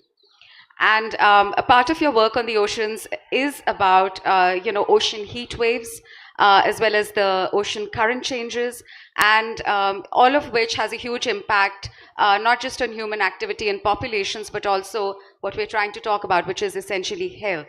So would you like to say something about this? Thank you. And thank you, Pranay, for talking about the role of the oceans in the carbon cycle, which actually doesn't get talked about enough, I think. I mean, the thing with the oceans is when you look at the excess energy that humans have put into the atmosphere by, the extra heat that's been caught because of global heating, 90% of that has gone into the oceans. More than 90% actually has gone into the oceans. And so there's just this vast amount of energy being transmitted into the oceans. In fact, there's a scientist called Dana Nuccelli, and he talks about what he calls a Hiroshima, which is a unit of measurement, which is the amount of energy that was released by the atomic bomb at Hiroshima. And in 2022, the oceans absorbed the equivalent of 5 Hiroshimas every second of every minute of every hour of every day across that year. I mean, that is the scale of the energy that's going into the oceans. And what that has meant is that the oceans are heating up. They're heating up, because the ocean is very big, because water absorbs lots, it can hold lots of energy there. They're kind of slowing that process down for the planet, but they're heating up. And, ocean temperatures over the last couple of years have been completely off the charts. The rate of ocean warming itself is speeding up. There's a study out last week showing that ocean heating has quadrupled. The rate of the increase of ocean heating has quadrupled since 1985. And that energy kind of has to go somewhere. And so what's happening is the water gets warmer. You're seeing increased incidence of dieback of kelp, increased incidence of dieback of seagrass meadows, and really significant amounts of coral bleaching. So coral reefs in particular are being hit very hard. The world's lost half of its coral cover in the last 50 years. There's just been one devastating bleaching event after another. I mean, I come from Australia along the Great Barrier Reef. There's just been one after another. There was one last year that was just absolutely devastating. There's another one beginning at the moment, it looks like, over on the West Coast. And that's really relevant to human health because coral reefs particularly, but all of those ocean environments, kelp, seagrass, all these things are incredibly important sources of nutrition. So several billion people in the world rely upon the oceans for their principal source of protein, but also because it's generating more and more extreme weather, and that extreme weather is driving, higher incidences of floods, of fires, of devastating storms, of drought. The shocking droughts that have occurred across the north of Africa are all climate change related, and those have direct health effects on people, but they also have indirect health effects. Jay was talking about forest fires. I live in Sydney. We had massive bushfires in 2019, and it's kind of difficult to communicate the scale of them to people. But, I lived in Sydney. For 2 months, you couldn't see the sky because there was smoke everywhere. I have a friend who's an anaesthetist at one of our big hospitals, and they were closing the operating rooms day after day because there was smoke in the operating rooms. My kids were not allowed to go outside at lunchtime. And although we managed to keep the number of people who died directly from the fires under control, partly because there had already been very bad fires down in Victoria a few years before, and they'd worked out how to do that. Several thousand people seem to have died from respiratory things over the months following. So there's a really significant kind of bump in deaths from that kind of thing. But also you see these effects being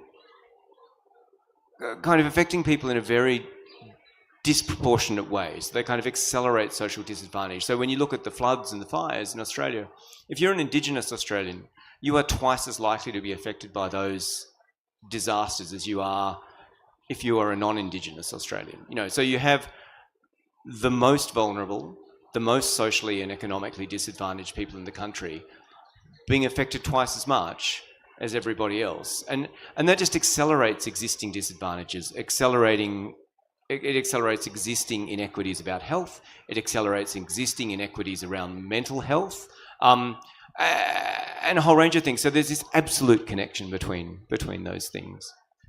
I think there's an important point there, which is when we think about this from a medical perspective, climate change is a disease of vulnerability, and it's socioeconomic, it's geographic, it's physiologic. But that is the paradigm. If there's one thing that I personally could have everyone here walk away from, it's understanding that it's the most vulnerable who will get pummeled. Absolutely.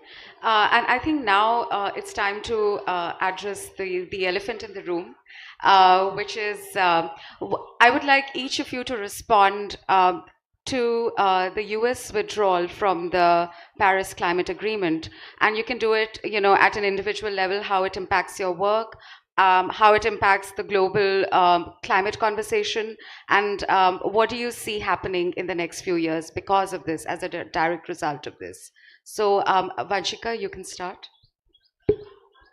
So, I think, of course, undoubtedly, the landscape is going to change a lot. But for me personally, since I've been in an institution which is multilateral and has 70 plus member countries, where the way multilateral development banks work is that they're on an equity-based model based on shareholdership.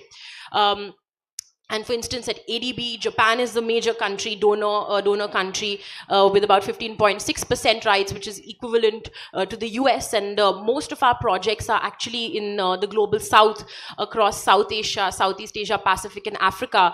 So because this institution has that architecture, it is protected from perhaps, of course, I think the more direct impact that's felt in UN agencies vis-a-vis other institutions that get direct funding from the US itself and are dependent on them.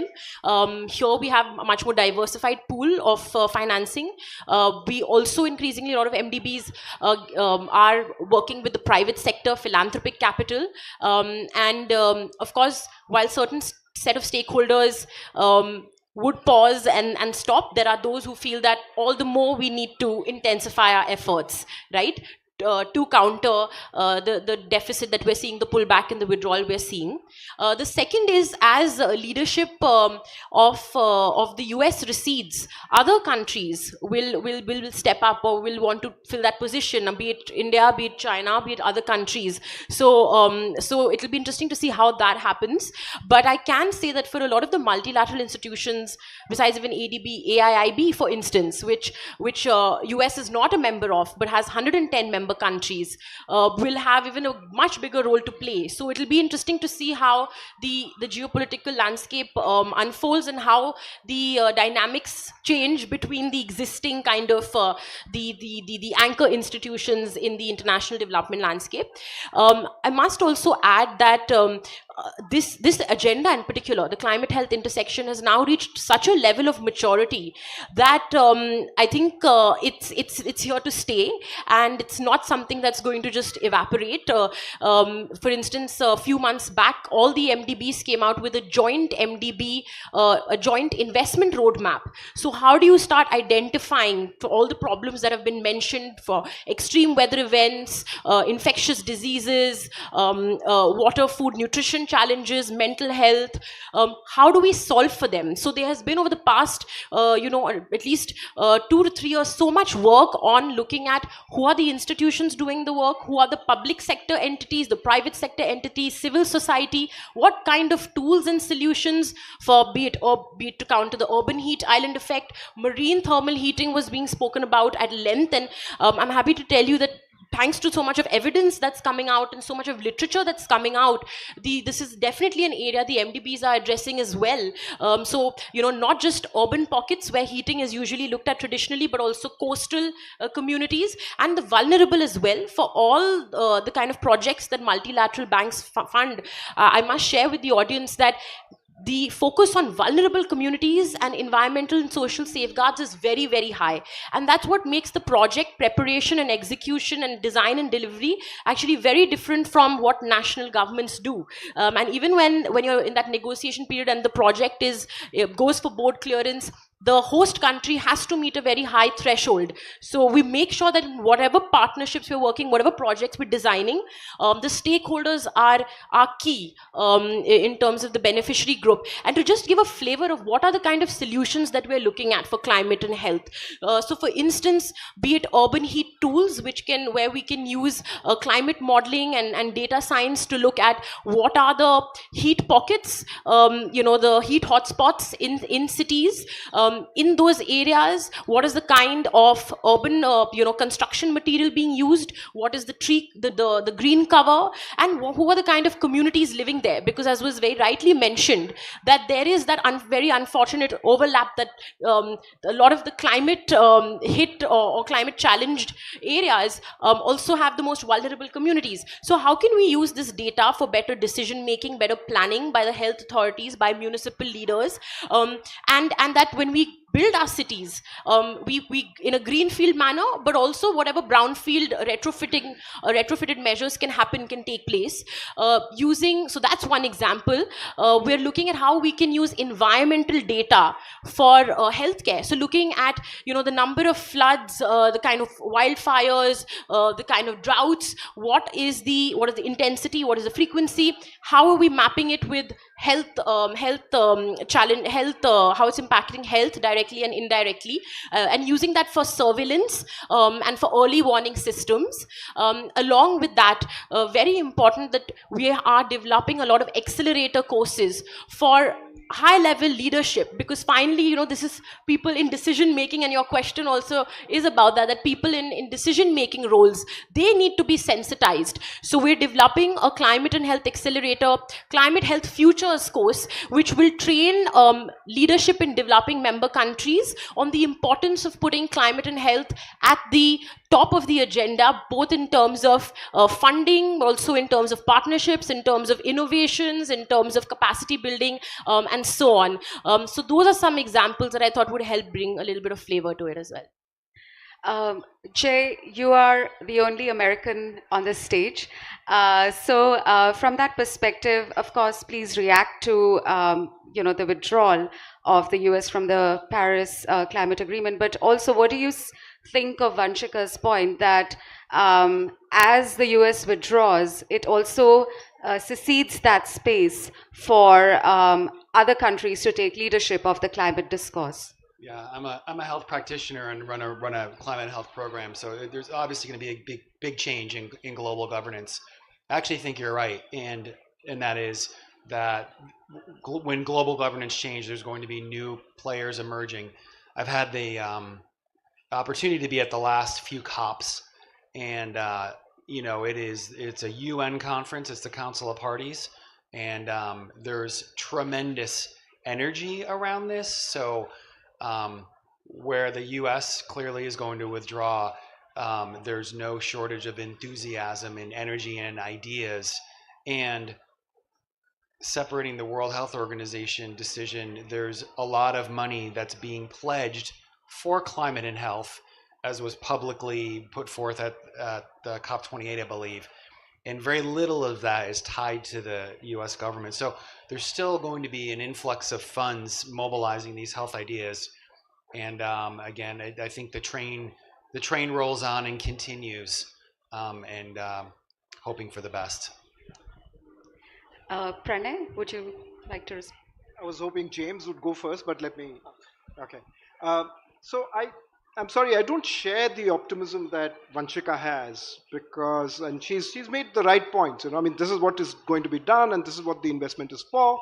All that is fine. The reason why I don't share this optimism is this. I mean, I ask you this simple question. I mean, we saw a pandemic happen, in our lifetime. And, if you read my book, for example, it says very clearly the WHO and many other leading scientists said that, the age of pandemics is over. That's what it clearly said in so many words. In medical textbooks, it clearly says that with the dawn of antibiotics and vaccines, the age of pandemics is over. Now, let me ask you this question. Would you like to take a guess of how many commissions, national commissions were constituted to find out what went wrong with the national COVID control program? Of the 190 countries, only 11 countries constituted commissions. And that included countries that had less than 1% deaths or whatever, right? Like New Zealand. Most countries, including WHO, has not constituted a commission of what went wrong. Okay? And there's so many things that should be evidence-based, and I just gave you an example about climate change, where evidence-based strategies are not used. The same is true for public health. And I can give you examples after examples. What's going to happen with the withdrawal of American funding in global treaties and programs? This morning's Atlantic Review says this, that the CDC is not going to be sharing its data. What was there on its portals is now withdrawn, right? So that's the first thing that happens. Other than the money not coming into institutions, the challenge is that of data. So you don't have an evidence base on which you design programs, right? The second thing that is perhaps going to happen is that we already have a significant share of foundations that have actually started to invest heavily into the WHO and several other places. And there is a clear conflict of interest of how programs are directed, right? That's one thing that I think most people in public health and in the climate space would agree. The second thing, the third point that I want to make, where I think I have a slight point of departure from Jay about the energy part in the COPs, is that there is nothing that teases out the conflicts of interest that exist when negotiations or programs or aid programs and aid instruments are designed. For example, it could be an oil and gas secretary or a delegation that is headed by somebody from the fossil fuel industry that takes charge. Let's look at the previous three chairs of the previous COPs. they were all headed by somebody from the oil and gas sector, right? And you have no clear policy of excluding not just the companies that are causing the problem, but also the NGOs, civil societies who receive grants from them. So that's clearly a no-go, because you are actually defeating the purpose of having a fair discussion on climate change or health or any of those intersections that happen. Unless you don't have a carve-out in which we say, we are now going to not let you participate in the policy discussion because this is clearly not a space for you to intervene. I think these three perspectives need to be taken into consideration when you look at the landscape of how treaty negotiations happen. Let's look at two treaties. Pandemic treaty, no progress made. Global plastic treaty, no progress made. We went to our fourth meeting on the global plastic treaty. There has been very little movement globally, whether at the national level or at the global level. There is no clear roadmap of what nations need to do or what a sector needs to do. So I'll stop here. I mean, I'm just making my point that I have a clear point of departure from the optimism that the two previous speakers had. Just to weigh in on COP, agreed. So COP originally was UN negotiations, and that's a small part of it, but there's 80,000, 50, 60, 70, 80,000 people going. And COP looks like this. It's exactly like this. And who are these other people?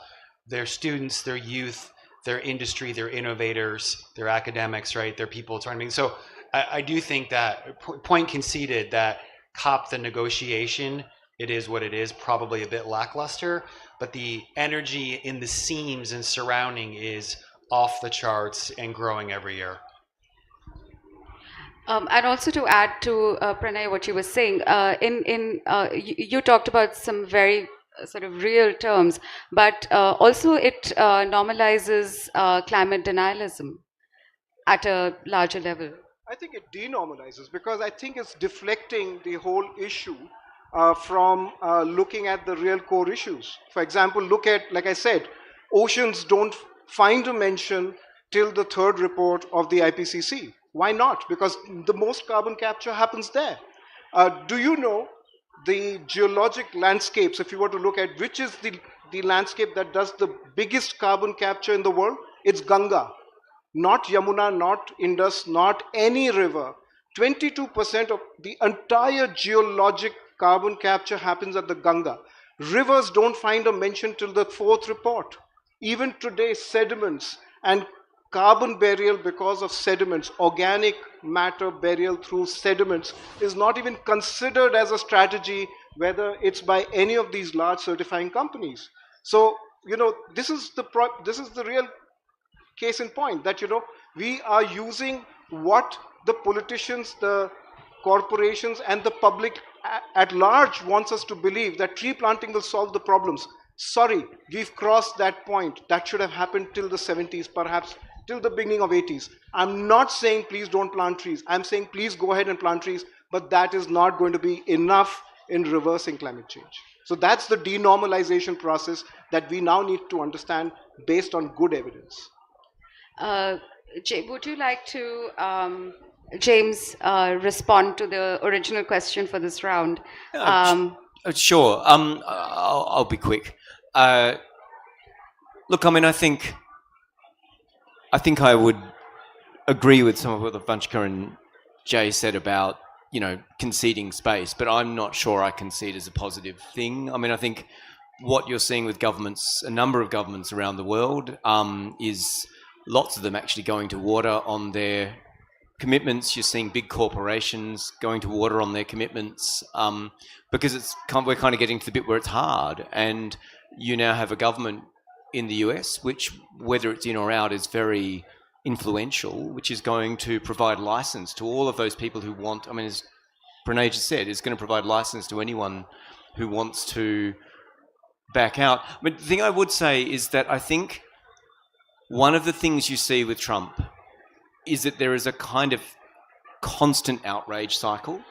And I actually think one of the things that we need to do is to somehow register the kind of endless stream of outrages, but somehow look over them and start asking some questions about why are we here? Like, what's going on? You know, we now have a media landscape that means that none of us have any kind of consensual reality where, you know, evidence is kind of gone from the system. How do we bring that back? How do people on our side of the argument provide a more compelling narrative or story for people that we can do that? And that kind of means somehow not getting bogged down in that day-to-day brawl and looking over it and saying, so what are the big questions and how do we deal with them? You also wanted to actually, James, talk about microplastics and how they're in the ocean and from there they get into our bodies. Would you like to talk about it now?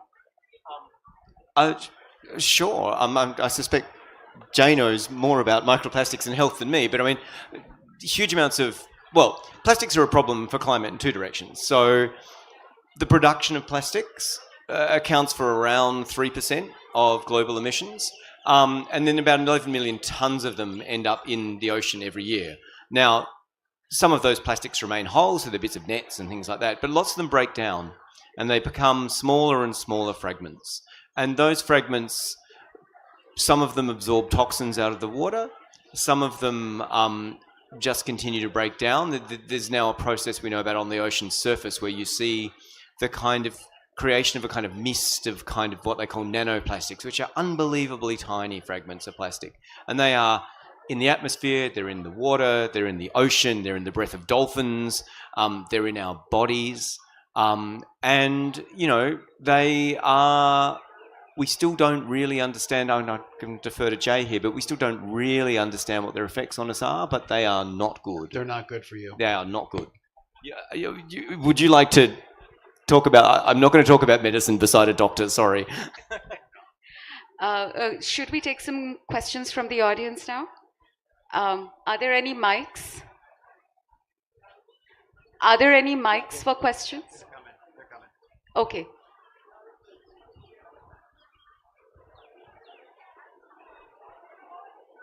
Please keep your questions very brief and no comments, please.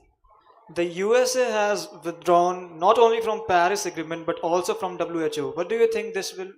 How do you think this will impact the UN?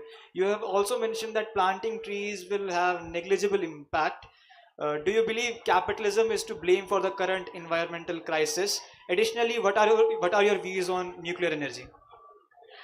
Okay, those are several questions. Shall we take a couple more? This lady in front, please.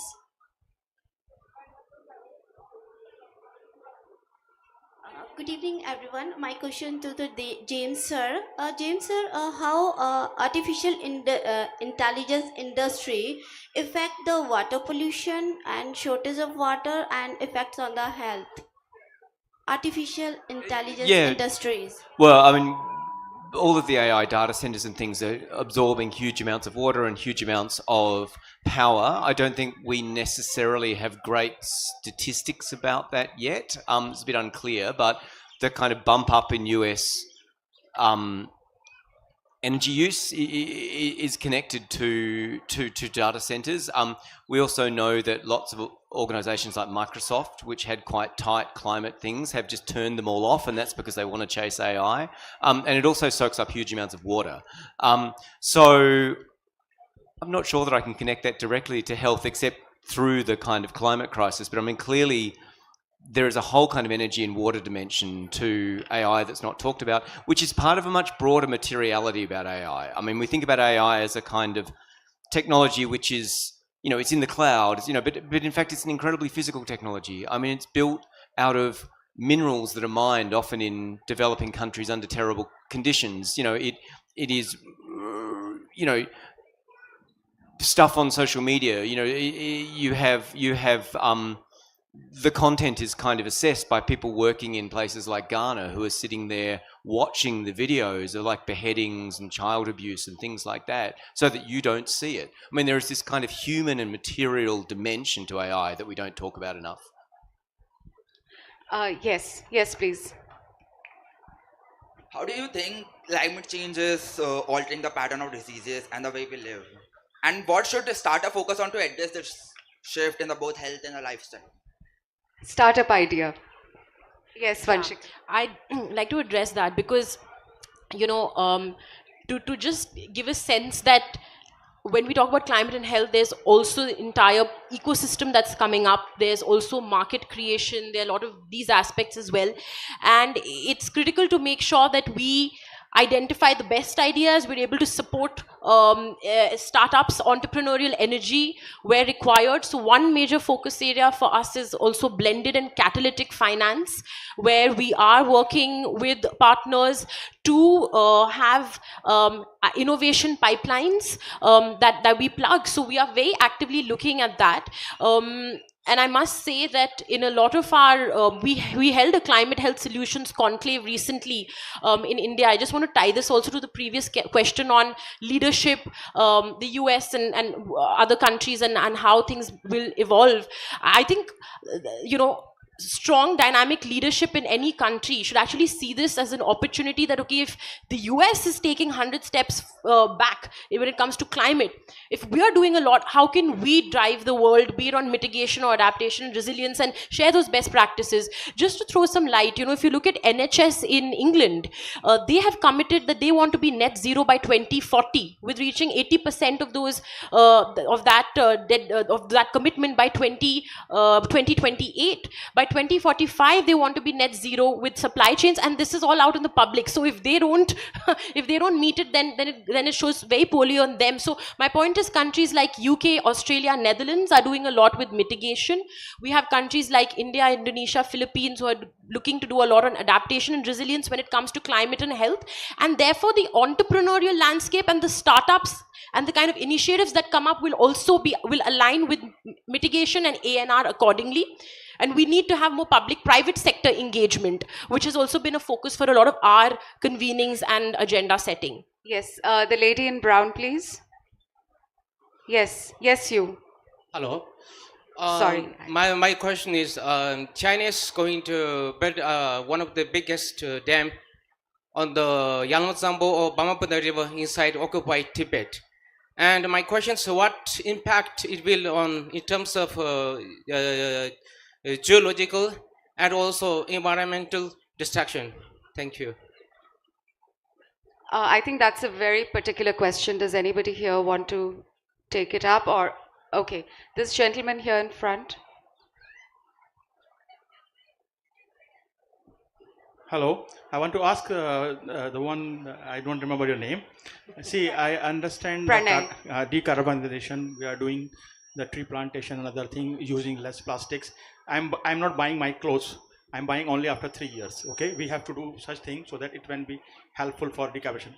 I want to ask you, this is new to me, the decarbonization of the ocean. How a general public and audience can help to decarbonize the ocean? So you're not talking about decarbonization of the ocean. In fact, we're saying burial of carbon. In fact, I would like to take the question of the previous gentleman also, because it's linked. Yes. Now, rivers carry sediments. And like I said, Ganga, okay, you guys have to buy my book. Ganga ka pani kharab kyun nahi hota hai? Have you asked this question? Why does Ganga's water not get spoiled? Okay. It's got something called silicates. It's the only river that transports silicates with active ligands, which I think the doctor would here know what it is. Therefore, when you store it in a bottle, it doesn't get spoiled. When it goes down with organic matter, it binds the carbon with it and it takes it down the Bengal Delta, gets buried in deep ocean, right? And that's the reason why the Bay of Bengal is an anoxic basin. Wahan pe oxygen ki kami hai. There's lack of oxygen. Okay, that's because the carbon there will capture all other carbon ligands, the carbon dioxide ligands, and get buried. Carbon burial is the critical thing. It's not carbon capture. We are getting coal, petrol from deep earth, right? And we are taking it out within weeks, burning it within minutes, and it gets back into the air within seconds, right? How do you get that back into deep earth? If you leave it on the surface, Californian fires will take it off like this. The Canadian wildfires that happened 2 years ago was the same amount of carbon dioxide that India burns in an entire year. Just one fire. Think about the peat fires that are happening in Russia, the fires in Indonesia, the Tendu Patta forest that burns every year in India. Okay, India burns its forests. Okay, we now need to have a very clear landscape level understanding of how carbon capture happens in our soils, in our ponds, in our lakes, in our streams, in our oceans, in our soils. Okay, so it is not कि मैंने कपड़े नहीं खरीदे, I don't buy my clothes. Of course, that's a great thing, but consumption has to reduce across the board. It has to be through taxes, it has to be through economic disincentives and punitive measures. That's the first thing. The second thing, you need to have a national roadmap on how carbon capture will happen in the Thar Desert, in the Rann of Kutch, in Western Ghats, understanding local realities. Just now we are getting stereotypes from the West, plant trees, do this, X, Y, Z, and it will work. No, it's not going to work. We've passed that moment. Thank you. At this point, we are out of time, but I would just like to say, please buy Pranay Lal's books, which are available in the bookstore, and James Bradley's book, which is also available. I don't know if your book is available, Jay. I brought 4 copies. Okay, So rush. Let's see some hands. Okay, sorry, Jay, your book's not available. I've just been told. There are 4 copies, which he has for sale. If you're There's a very good to gentleman there who him, wants to buy it. if you're very good to him, he'll give you a copy. But please do get the books, and thank you for being such a wonderful, engaged audience. And thank you all. Thank you. Thank you. Thank you.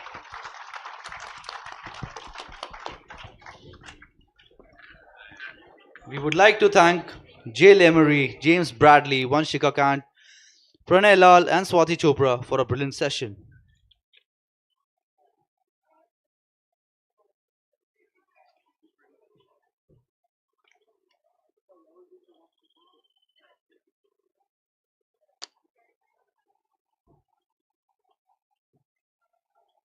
को भी वही चीज़ क्यों हुई। गुलाबी नगरी मेरी अपनी नगरी है, ये मेरा मायका है। मेरे माता पिता जयपुर में आज से नहीं बल्कि पिछले 40 साल से यहाँ रह रहे हैं, और गंगानगर डिस्ट्रिक्ट हमारा गांव है। तो घर की वापसी और घर आना तो हर एक को अच्छा लगता है। पहली तो ये बुक, ये मेरे जीवन का 25वां साल है, जिसे हम सिल्वर जुबली कहते हैं।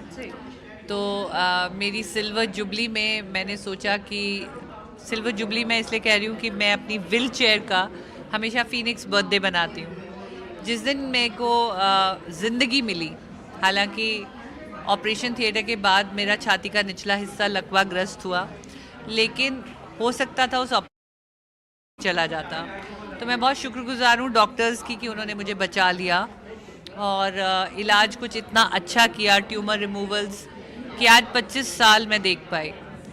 सो इस सिल्वर जुबली पे जो सिल्वर लाइनिंग्स मैंने अपने जीवन की ढूंढी in the clouds of adversity, मुश्किलों में बहुत चैलेंजिंग सफ़र रहा, तो वो पूरा समेट के इसमें मैंने अपनी ऑटोबायोग्राफी में मैंने लिखने की कोशिश करी है। लेकिन भावनाएं इतनी सारी थी, आपने क्या छूट गया। मैं चाहती थी कि जब कोई इस किताब को पढ़े और आखिरी पन्ना बंद करे तो उसके अंदर एक प्रेरणा, सहानुभूति ना हो, उसके अंदर एक पॉजिटिव एटीट्यूड की भावना आए, उसके अंदर मेहनत और हिम्मत की भावना आए।